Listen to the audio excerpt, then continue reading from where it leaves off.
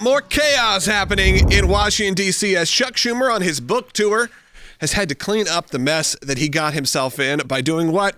Voting on the continuing resolution, the CR, which made a lot of the liberal fanboys very upset. The social media sphere was not happy with him, and so much so that he had to cancel his book tour when it came to the public events, still doing media as he's trying to clean up, and he shows up on The View and makes a few statements, and of course, even the hosts of The View have a problem now with Chuck Schumer. Now, it does seem to be very much what happened to President Biden, where President Biden said he was staying in the race, everyone said he's fine, and then all of a sudden, everyone turns on him. You have this Politico headline this morning, Schumer bashing has gone mainstream.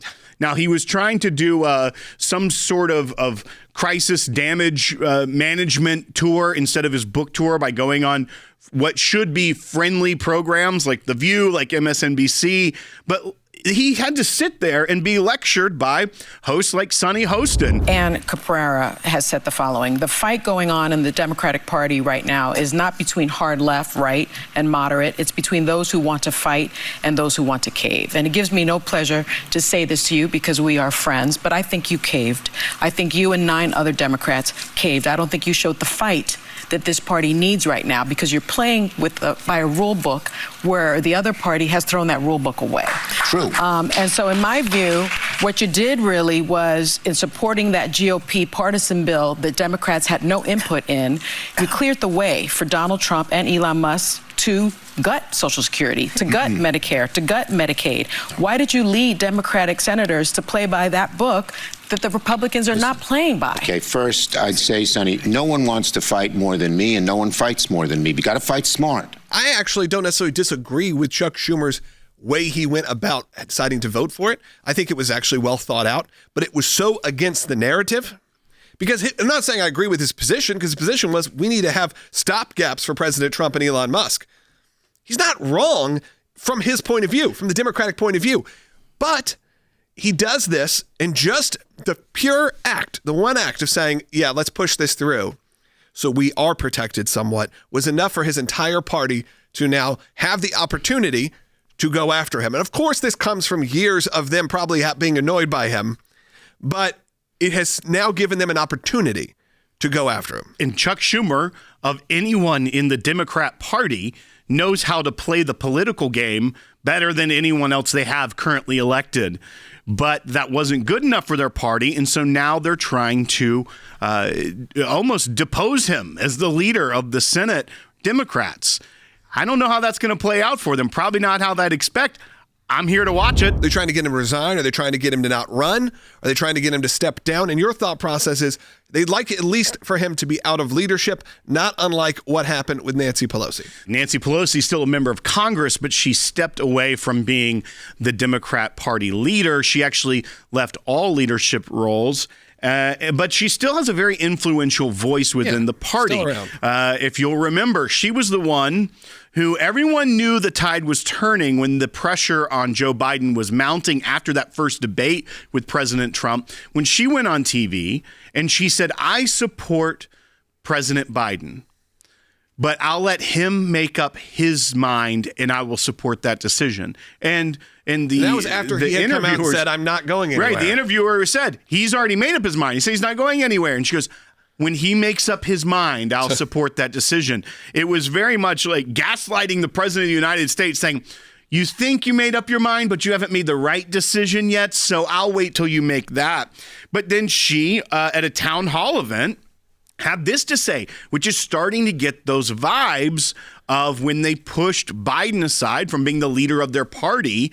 Are they trying to actively get Chuck Schumer to step aside, much like in the Republican Party, Mitch McConnell did? He's still, at least until the end of this term, in the Senate. However, he is no longer the Senate Majority Leader. But listen to what Nancy Pelosi said, Bite 5, and see if it gives you any sort of deja vu about how she handled the Biden crisis during just the early part of last year. It is about what comes next. I myself don't give away anything for nothing. And I think that's what happened the other day. Very reminiscent of pushing out Joe Biden, because when you hear this is happening, now you got to look at it from a few different points of view. Have they been wanting to do this for a long time? Have they just waited for a moment to get Chuck Schumer out of here? Why do they want Chuck Schumer out of here? Is it just because he didn't fit their political narrative in this one moment? It can't be just that.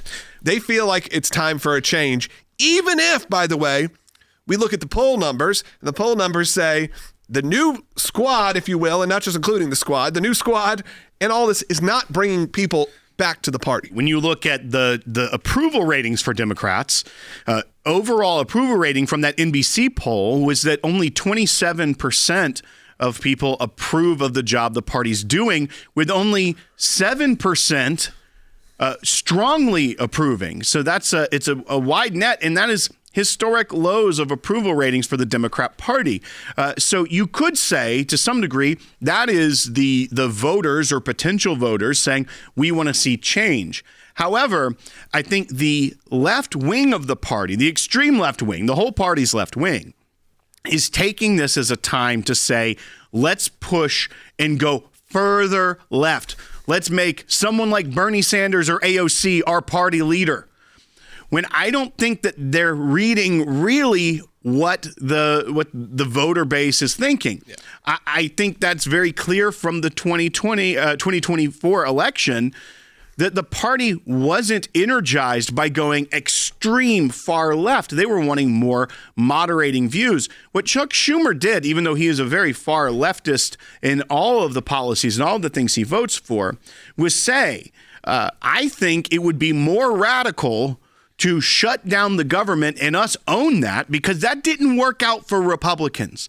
Republicans wore that badge of those that shut down the government in elections, and it hurt them in the way that it drove people to the polls. He's looking at history and saying, that's not going to help us in the midterms. If we want to have any semblance of power in a check on the Trump administration, which right now he has the presidency, the House, and the Senate, then we have to be smart about this. And so let's not shut down the government, because if they shut down the government, they can really lay waste to this. So this is him thinking through how they can be a check on the Trump administration. The far left didn't even understand that was him trying to push back, and they're trying to oust him. I think it is proof that their party is in shambles. And for them to make gains in the midterms, they have to have real soul searching. But right now, it seems like we are on the cusp of them kicking out another leader of their party in under a year, when they got rid of their president, sitting president, who was also their nominee for president, and they got rid of him. I don't know how they reorganize and restructure when this is the game plan.